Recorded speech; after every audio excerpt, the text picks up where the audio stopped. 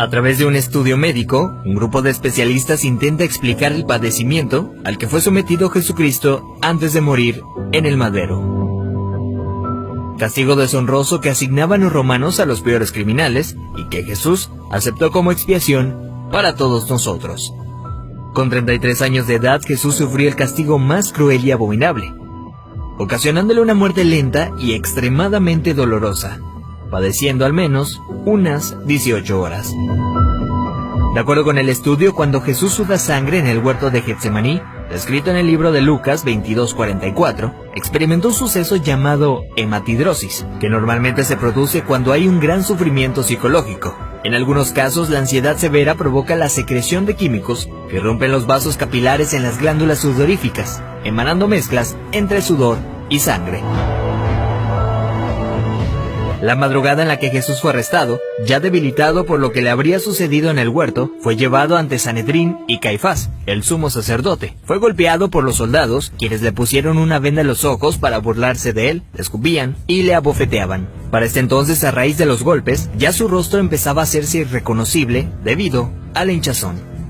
Los azotes que Cristo recibió de los romanos eran a causa de otro término terriblemente brutal. El látigo que utilizaban los soldados estaba compuesto por tiras de cuero trenzado con esferas de metal entretejidas. Cuando este impactaba contra la carne, provocaba severos moretones y contusiones, mismas que se abrían con los demás golpes. No contentos con esto, el artefacto con el que se flageló a Jesucristo también tenía pedazos de hueso afilado, provocando además cortadas profundas mientras lo golpeaban. De acuerdo con estudios realizados por historiadores forenses, con frecuencia, quienes eran flagelados con este tipo de látigos llegan a tener exposición de la espina dorsal debido al desgarramiento de la espalda, pues los golpes iban desde los hombros, pasando por la espalda y las piernas, hasta llegar a los muslos, produciendo que la carne del individuo cuelgue en forma de tiras. Mientras sucedía, en el interior de la persona, en este caso Jesucristo, se experimenta un dolor tan grande que debió llevarlo a una conmoción hipovolémica, es decir, que la persona a raíz de la gran pérdida de sangre sufre de taquicardia, pues el corazón acelera su ritmo intentando bombear una sangre que ya no existe, lo que a su vez conlleva una baja presión sanguínea, dando paso a la pérdida de la conciencia.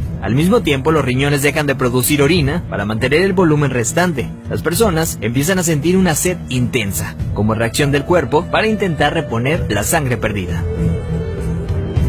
Para ese entonces Jesús estaba tan débil que caminar debió ser extremadamente difícil. Aún así tuvo que cargar el pesado madero de aproximadamente 75 kilogramos hacia el lugar de su ejecución.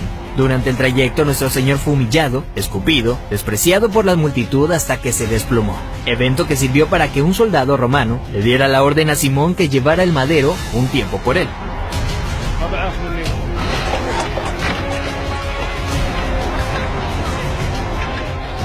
Luego de ello Jesús dice tener sed y le dan un trago de vinagre.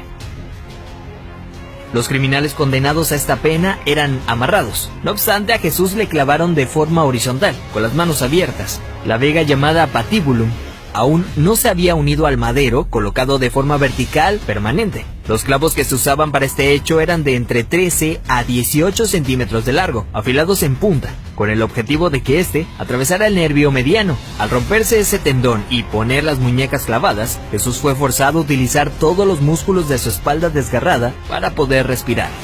Ya colgado, casi sin poder respirar, al clavarle los pies en el madero, triturando los nervios de los pies, debió haber sufrido dislocación de los hombros, situación que se confirma en el Salmo 22:14, cuando dice: «Dislocados están todos mis huesos». Lo siguiente es una muerte lenta por asfixia. Conforme se iba disminuyendo la frecuencia respiratoria de Jesús, entra en lo que se llama acidosis respiratoria. Dicho en otras palabras, es cuando el dióxido de carbono de la sangre se disuelve con el ácido carbónico, lo cual produce un aumento notable en la acidez de la sangre, lo que lleva a que el pulso sea irregular. De hecho, al sentir su corazón latir de forma errática, hubiera sido un indicador claro para Jesucristo que estaba a punto de morir. Y es entonces cuando probablemente pudo haber pronunciado aquella frase: «Padre, en tus manos encomiendo mi espíritu», para después morir de un paro cardíaco.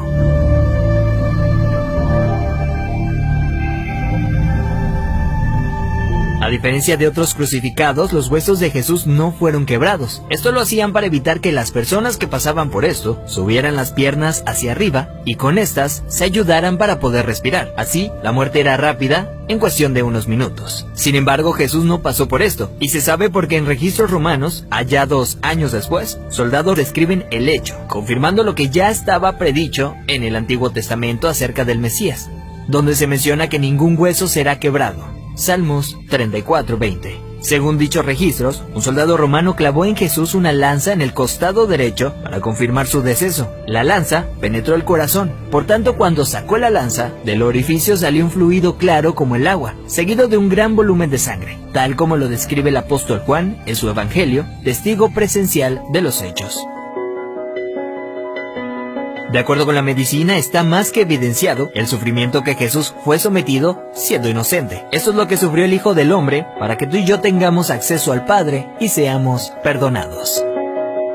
Veracidad News.